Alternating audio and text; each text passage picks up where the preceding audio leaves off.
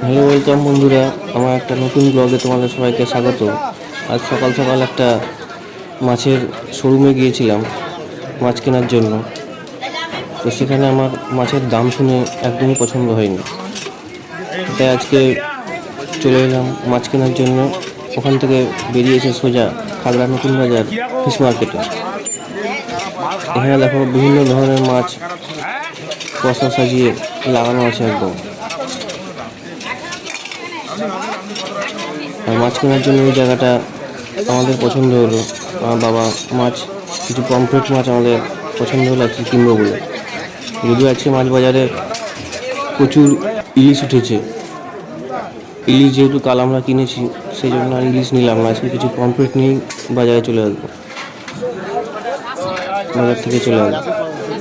ওজন করা হচ্ছে দেখো।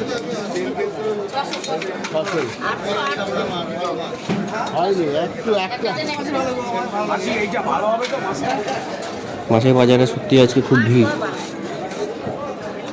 মাছের শোরুমে এই মিডিয়াম সাইজের পমফ্রেট প্রায় 700 টাকা কিলো।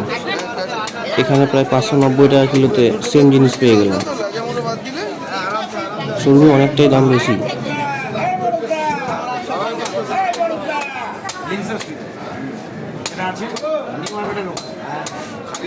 মাছ কেনা আমাদের কমপ্লিট প্রায়। এখন মাছের কাটিং চলছে।